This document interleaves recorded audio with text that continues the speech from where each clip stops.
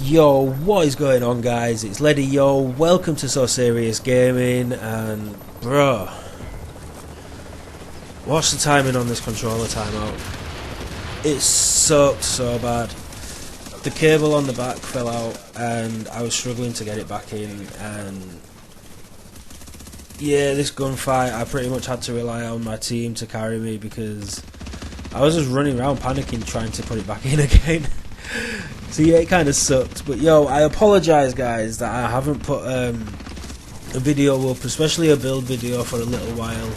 When 1.5 hit, obviously I wanted to get my gear relevant to the new build, and RNG's hated me so far. Like, it's taken me so long to get enough pieces to at least put one build together, and since I managed to get the pieces to put this build together, I've got a lot of drops recently, so I've got some more builds I can put together for you. Now, this isn't perfect. I've had to go with literally the first pieces I got for it. There's a lot of changes I want to make. As you can see, I want better weapon talents. I want stuff that equates to raw damage, so to speak. So I want destructive on there, for example, and I'm thinking maybe fierce in the bottom, destructive in the top, or something like that. The UMPs, I like the UMP.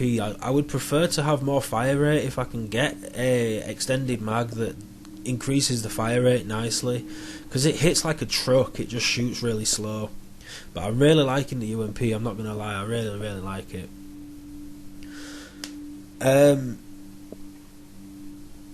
As you can see, I've got a lot of variety of guns that I can use. I just really, I don't know, the Laboa is just really nice. I like the fire rate on it and the fact I can get good damage. Now, I got the Rhino thinking, oh, this is gonna be nice, and it sucks. I'm not gonna lie, it sucks. So, on the chest piece, as you can see, you want to roll armor. I've got a couple of varieties I can switch between for what I want. You also want to try and get ammo capacity on there if possible in the minor attributes. Now on here, as you can see in the minor attributes, enemy armor damage, that's what you want to be rolling on your mask where possible. Again, on the knee pads, you want armor.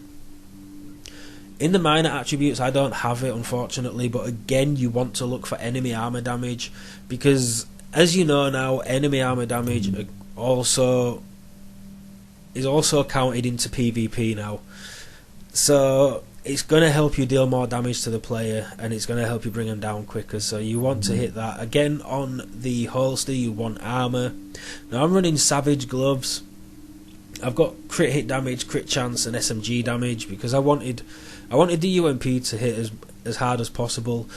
What I would probably do is, like with my Striker's gloves, is go assault rifle damage, SMG damage, and crit chance. I think I've got crit damage on them, but I would go crit chance where possible. On the backpack, again, you want to go armor. Now I'm running specialized because it adds to my skill power. And on the minor attributes, if you can, which I'm lucky enough to have, you want ammo capacity, because you need ammo capacity now. You know, the way they've changed the game, the way the restock works now, you need ammo capacity in the minor attributes on your chest piece and on your backpack. No doubt about it. Absolutely no doubt about it. On the performance mods, I'm running 2 Seeker Mine damage mods, and I'm running 2 self heal mods.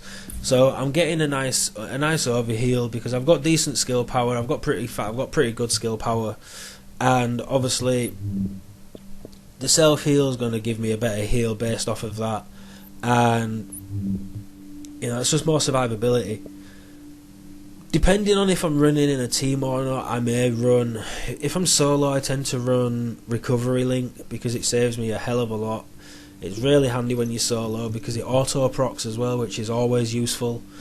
If I'm in a team, I tend to have a lot of people that are already running Recovery Link, so I'll tend to run Tactical Link. I would usually recommend having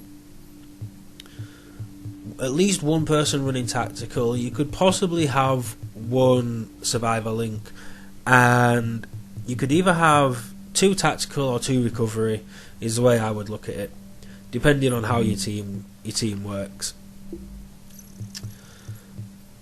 So as you can see, like the crit chance, crit damage is decent, but you know, like I said, this was just something I had to throw together. And don't forget as well, in the DPS, it doesn't take into account like the buffs from Banshee, for example, 10% damage to players out of cover or to targets out of cover.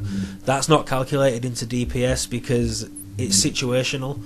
So the game doesn't recognise that as in your DPS. Now the talents, I always run on the move. Now it depends what I'm doing. If I'm in a team, I'll run triage. I'll tend to run adrenaline, and depending on what I'm using, will depend on if I put on is it precision? I think it is the one that gives you, if you headshot a hostile, you get it pulses a target or something like that. I'm not quite sure, but yeah, this follows on from like what happened in the first clip where it kind of all went wrong for me and I damn near died. It sucked. I'm not gonna lie. It scared the hell out of me. The timing just was so bad. But yo, I'm loving 1.5. I am looking to get some survival footage on. I've not had much opportunity to play it yet, and when I have, I get into the DZ, and it usually ends up being a LMB shotgunner just ruins me from out of nowhere that I can possibly see. So, but I am looking at getting some gameplay on that. I really do want to get through it. I need to play it more first. Like I say, I've not really had chance to put much time into it because I've been wanting to get builds, to put build videos together again for you guys, because I know you guys really enjoy them. So this build, I know I've been running it as a team, but ideally this is what I will be using. As you know, when I run solo, I like Banshee because I'm not going to lose XP and keys and XP and DZ funds when I die if I'm not rogue. So I kind of find that really helpful because when you're running solo, you know, the NPCs can kind of ruin your day, and also players as well. You know, if you get ganked from behind or something, it can be really frustrating. So not losing XP and funds when something like that happens, you know, it's kind of like well, it's whatever. And the damage buffs you get, you know, like I say, they don't show on your DPS or your toughness, because depending on whether or not you're rogue, you deal more damage to, I think it's deal more damage to rogues when you're not rogue, and if you are rogue you take 10% less damage from rogues, which again is situational, so that's not calculated into your sheet DPS or toughness depending on the situation, because it's situational, the same as the I think it's 10% damage to targets out of cover. It's situational, so it's not calculated onto your DPS. So you've got to bear that in mind when you're using build gear sets like this, because it can be deceiving. It looks like, oh well, that's not really that high, when in actuality your DPS in that situation is a lot higher, because as you know, most of the PvP gunfights are out of cover. So it applies in pretty much every single gunfight you ever encounter. So it's definitely worth it. But yo, I'm going to wrap it up, guys. I hope you enjoyed this video. There's a lot more to come, and if you enjoyed it, hit that thumbs up. If you're new to the channel and you want to see more, then make sure you subscribe.